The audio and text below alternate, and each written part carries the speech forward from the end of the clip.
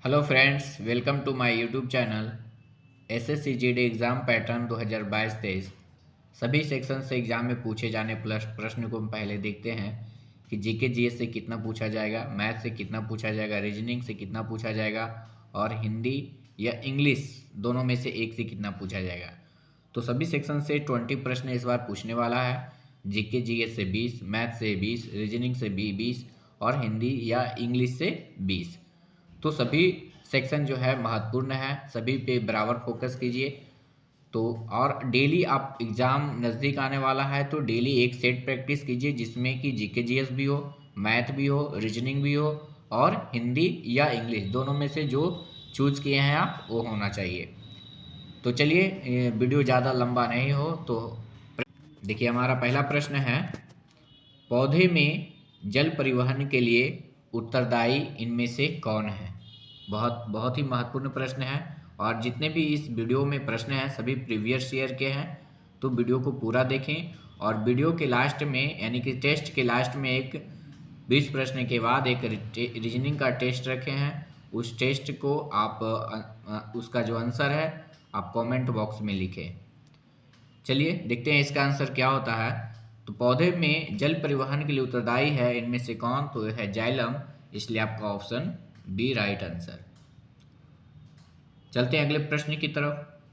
The paradoxical prime minister पुस्तक किसके द्वारा लिखी गई। ये पुस्तक बहुत ही इंपॉर्टेंट है और इस पुस्तक के लेखक हैं शशि थरूर। तो इस प्रश्न का जो राइट आंसर हो जाएगा ऑप्शन सी।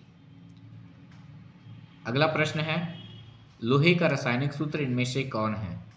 बहुत ही महत्वपूर्ण है, रासायनिक सूत्र संकेत पूछा जाता है। तो लोहे का तो एफ ही होता है। ध्यान में रखें कि और भी संकेत आप लोग एक बार रिवीजन करके जाएंगे एग्जाम में।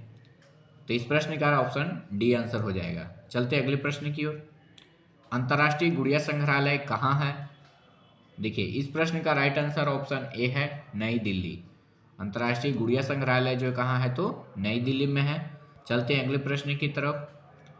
इनमें से कौन विश्व का सर्वोच्च युद्ध क्षेत्र है, यानी युद्ध स्थल है। पूरे विश्व का जो सर्वोच्च युद्ध स्थल है वो है सियाचिन ग्लेशियर। ऑप्शन ए आपका राइट आंसर। अगला प्रश्न है हमारा, किस अनुच्छेद में वर्णित है प्रधानमंत्री को राष्ट्रपति द्वारा नियुक्ति। यहाँ पर से देखिए दो प्रश्न बन जाते हैं कि राष्ट्रपति के द्वारा प्रधानमंत्री की नियुक्ति किसके द्वारा होती है, तो राष्ट्रपति के द्वारा होती है। अब यह किस अनुच्छेद में है, तो अनुच्छेद 75 है। ऑप्शन बी आपका राइट आंसर है। चलते हैं अगले प्रश्न की तरफ। भारत निर्वाचन आयोग की मुख्य कर्तव्य इनमें से कौन नहीं है। यानी कि कर्तव्य उनका क्या क्या है, तो उनका कर्तव्य जो है चुनाव का पर्यवेक्षण करना है, प्रत्यक्ष चुनाव करवाना है, यहाँ पे टाइपिंग मिस्टेक हो गई है, प्रत्यक्ष होगा, और चुनाव पर नियंत्रण रखवाना भी उन्हीं का कर्तव्य है, निर्वाचन आयोग का।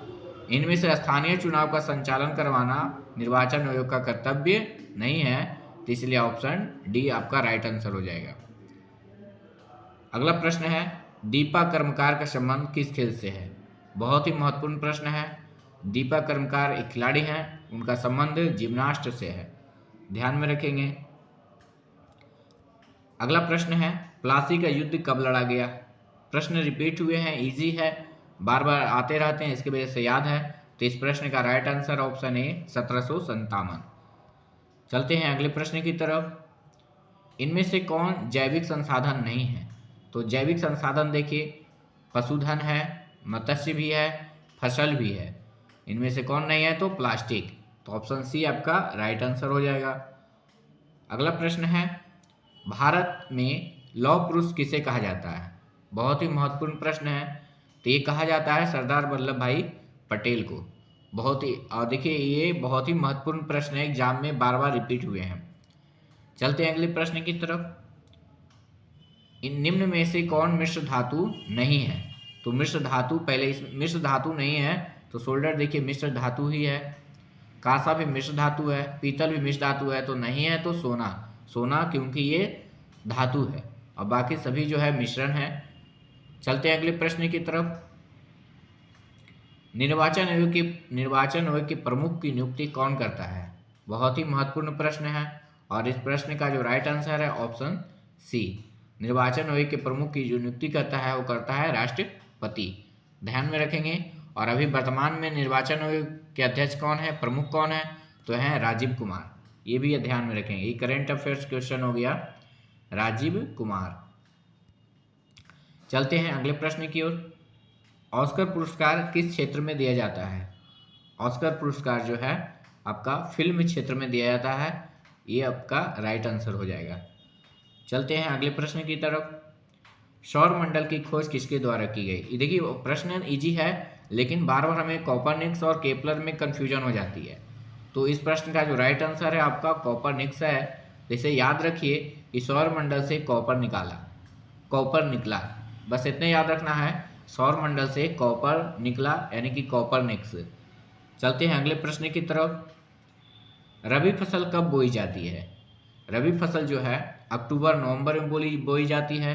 कृषि से रिलेटेड प्रश्न आ रहे हैं, तो एक बार हम इस टॉपिक को पढ़ लेंगे, कृषि से रिलेटेड पढ़ लेंगे, तो आपका जो सेट में जो नंबर है डायरेक्ट हाई होने लगेगा, उठने लगेगा, और सेम यही फ़ायदा आपको एग्जामिनेशन हॉल में करेगा।